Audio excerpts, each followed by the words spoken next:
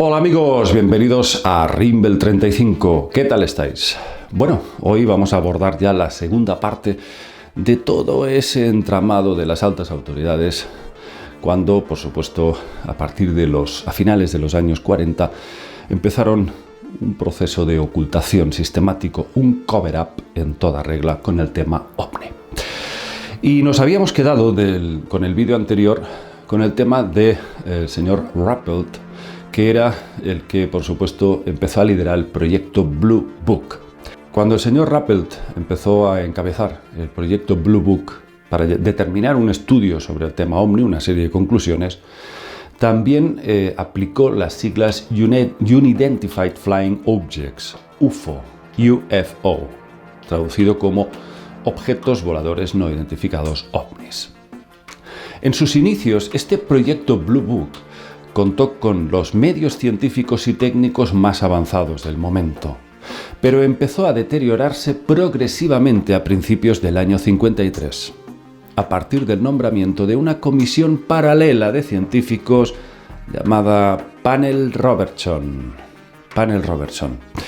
Este segundo grupo o comisión de investigación estaba bebiendo de la casuística recopilada por el Blue Book y de otras fuentes de comisiones oficiales.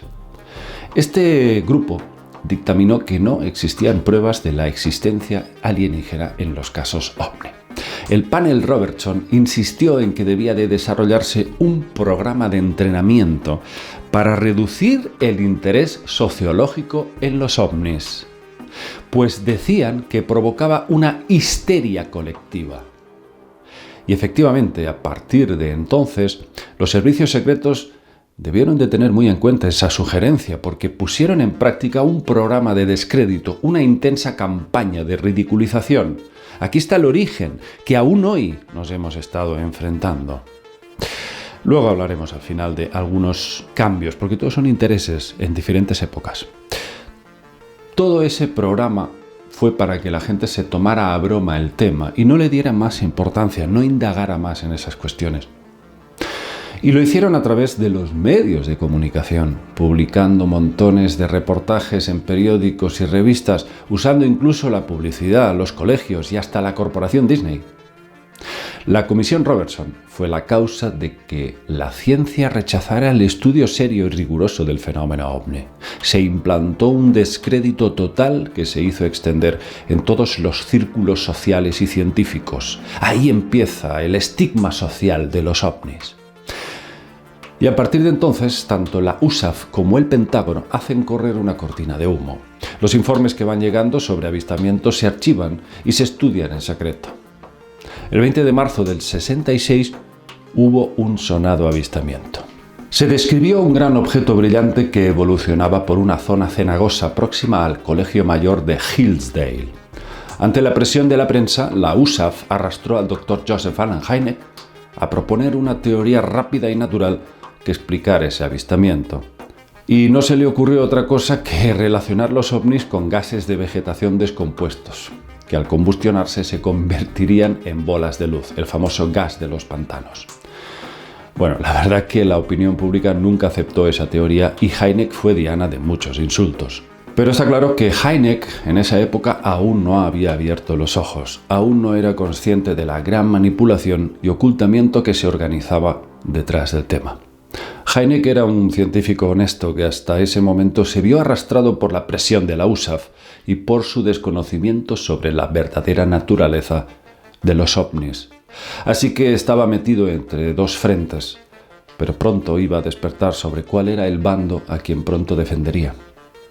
Décadas después, el Dr. Hynek hizo las siguientes declaraciones sobre la política de ocultamiento de pruebas de los estamentos oficiales.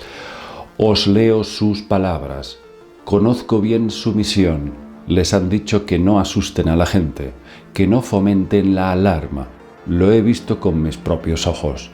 Cuando se encuentran ante un suceso que no pueden explicar, y no son pocos, se inventan una explicación. Ha sido así. Cuando los acontecimientos son muy difíciles de explicar, son capaces de dar auténticos saltos mortales para excluir toda posibilidad de duda. Esa es su misión, por justa o equivocada que parezca. evitar que la gente se alarme. Pero Blue Book seguía en operativo, aunque cada vez más degradado. El espaldarazo final que acabó de disolver el proyecto fue por dos razones. En primer lugar, por el nombramiento de un nuevo director, el mayor Héctor Quintanilla, que estuvo al frente del año 63 al 69. Y otra segunda razón del deterioro. La causa final fue el tramposo y absurdo dictamen del profesor Edward Condon. Fue tremendo. Vertió una serie de barbaridades a la opinión pública. Esto fue el 7 de octubre del 66, cuando la USAF encargó un proyecto decisivo de estudio de los ovnis a la Universidad de Colorado, al frente del cual se puso este físico, Edward Condon, quien realizó un discurso ante la Sociedad Química Americana el 25 de enero del 67, declarando que no había prueba alguna de que los extraterrestres hubiesen penetrado en la atmósfera terrestre y que el tema carecía de todo interés científico. Sus palabras fueron muy rotundas y su objetivo se veía muy claro: hundir toda credibilidad.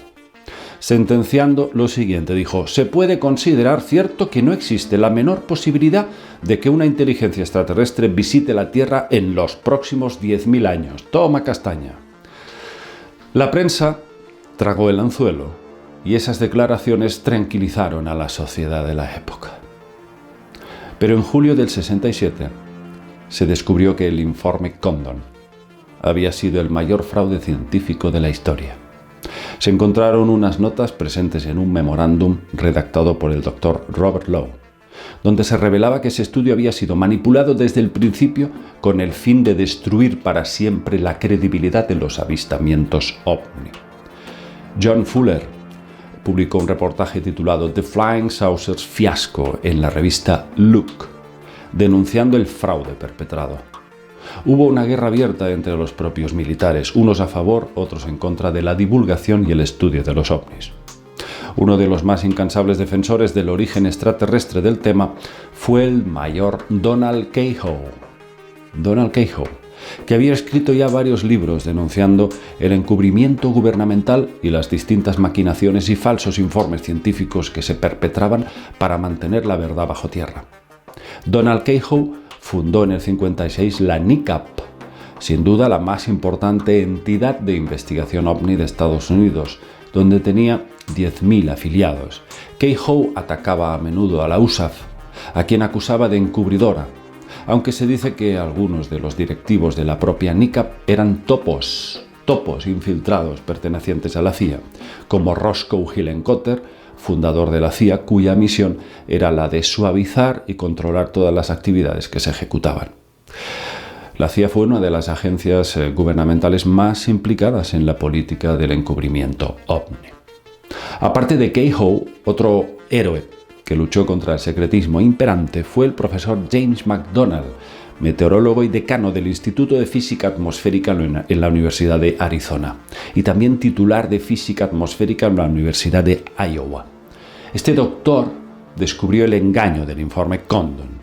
En el 66 consultó las oficinas del Blue Book para estudiar el informe del panel Robertson, donde vio que detrás de esa comisión estaba la CIA, orquestando el fraude hasta extenderse al informe Condon. Fue tirando del hilo. McDonald se involucró demasiado en todo aquel asunto y en solo 6 meses llegó a dar 50 conferencias en torno a objetos voladores no identificados, el mayor problema de la ciencia moderna, así lo llamaba él. El 5 de junio del 67, McDonald llegó a escribir al secretario de la ONU exigiendo un estudio serio de los ovnis. Pero el 13 de junio del 71, el profesor McDonald fue encontrado muerto, presuntamente víctima de un suicidio. Las causas estuvieron envueltas de misterio. Hubo otro importante astrónomo y astrofísico, muy estudioso del fenómeno OVNI, que en el 59 también aparecía muerto, oficialmente suicidado. Se trataba del profesor Morris Jessup, de la Universidad de Drake, en Michigan. Jessup era un investigador muy profundo de los ovnis. Había realizado muchos viajes en Sudamérica y creía firmemente que estos seres visitaban la Tierra desde tiempos inmemoriales. Sus estudios y conclusiones fueron considerados como un pilar muy valioso para la ufología. Tras el informe Condon, la USAF y el Pentágono clausuraron el proyecto Blue Book, 17 de diciembre de 1969. Al fin y al cabo, habían tranquilizado a la opinión pública y el proyecto en sí había sido una tapadera de cara al público para encubrir los informes más serios. Blue Book era un centro de investigación al que solo le llegaban los casos más flojos, los más susceptibles de ser explicados bajo teorías convencionales. Así, la sociedad creía que el gobierno se ocupaba del tema y de divulgar públicamente el asunto a través del Blue Book, para que nadie pudiera acusarles de retener información, cuando en realidad los informes de ovnis más importantes se archivaban en secreto. Muchos militares y científicos que directa o indirectamente habían participado en el proyecto Blue Book o en los dos anteriores fueron descubriendo, en parte gracias al mayor Donald Keyhoe, que todo formaba parte de un plan establecido de ocultamiento de pruebas. Fueron muchos quienes trabajaron de buena fe para el proyecto y la decepción fue grande. Pero ¿cómo pretendían que el proyecto Blue Book divulgara pruebas de la existencia de esos seres cuando desde mucho antes de su fundación existía una normativa establecida por los jefes de Estado Mayor del Ejército llamada la JANAP 146? Una ley que castigaba con una multa de $10.000 y 10 años de cárcel a quien comunicara el avistamiento de un ovni más allá de los límites de la USAF o del Ejército. La JANAP 146, la Joint Army Navy Air Publication 146, eran las siglas de un documento del Ministerio de la Marina que enumeraba las normas de comunicación que debían establecer las fuerzas navales y aéreas al hallarse ante situaciones que pudieran constituir un peligro para la seguridad nacional. Una de esas situaciones podía ser un contacto extraterrestre. Las comunicaciones del JANAP 146 se dividían en dos variantes: la CIRBIS, Communication Instructions for Reporting Vital Intelligence Sightings, que versaba sobre comunicaciones efectuadas desde tierra o aire, y la segunda es la MERINT, que se refiere a comunicación durante la navegación. En octubre del 69 se consiguió un documento secreto de las Fuerzas Aéreas que decía lo siguiente: los informes de ovnis que pudieran afectar a la seguridad nacional se hacen con arreglo al JANAP 146 o al Manual de la Fuerza Aérea y no forma parte del sistema del proyecto Blue Book. En otras palabras, Blue Book estaba excluido como receptor de casos clave. Solo recogía lo más insignificante, como tapadera. El propio Dr. Hynek reaccionó ante esa manipulación y se dio cuenta de que durante tantos años había estado trabajando para un comité fantasma, utilizado para jugar con la opinión pública. Abandonó la USAF y prosiguió en solitario sus investigaciones del fenómeno ovni, llegando a conclusiones cada vez más sorprendentes. Hynek declaró lo siguiente: cuando trabajé en el proyecto Blue Book fui testigo de la tácita confusión que envolvía el proyecto. Evidentemente hubiera sido desagradable aceptar que había algo que no se podía controlar. Era mucho más fácil etiquetar todo el asunto como histeria pública, alucinaciones e incluso propaganda subversiva. De este modo, y siguiendo las directrices del Pentágono, los oficiales del proyecto Libro Azul hicieron cuanto pudieron para minimizar los informes ovni conflictivos y publicar tan solo aquellos que podían explicarse fácilmente y que, por lo tanto, no eran informes ovni de capital importancia. Repetidas veces fui testigo de intentos deliberados de ocultar la verdad a los medios de comunicación sobre los informes de alta credibilidad y de la distribución de explicaciones ad hoc para los casos conflictivos. De vez en cuando salían del Pentágono unos informes exponiendo los casos resueltos y el engañoso bajo porcentaje de avistamientos sin explicación. Sin embargo, estos últimos nunca fueron mencionados explícitamente, sino que pasaban sin especial interés, sin que pareciera que afectasen a la seguridad nacional. Estas fueron palabras del doctor Joseph Allen Hynek, máxima autoridad científica en torno a la investigación ovni del mundo. Para que veáis, amigos, que todo, como os he dicho antes, se mueve por intereses. Antes había unos intereses de ocultación y ahora hay otros intereses. Si ahora nos están mostrando buena parte de lo que tantos años se ha estado ocultando de los ovnis, preguntaos por qué. ¿Qué es lo que quieren a cambio? algo están buscando. Y esto, por supuesto, ya sabemos que huele o a Bluebeam o a algún interés especial de meternos ahora a los extraterrestres hasta en la sopa. Si antes lo ocultaban, ahora nos lo meten, delante de los morros. Por algo será que todo esto está pasando ahora y han hecho un viraje, un cambio absoluto. Lo que sí vamos a estar todos de acuerdo es que aquí de transparencia no hay ninguna, ni jamás ha habido ni jamás habrá. Por lo tanto, algo quieren de nosotros cuando cuando cambian las estrategias de la manera que lo están haciendo ahora.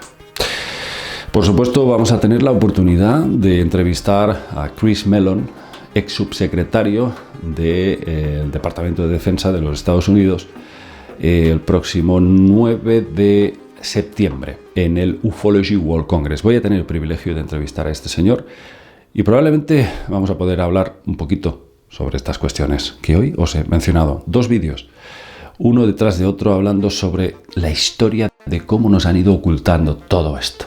Y ahora cambian la estrategia. Será por algo, ¿no? Será por algo, amigos. Vamos a dejar aquí el tema, espero que os haya gustado y nos vemos en próximos vídeos. Chao.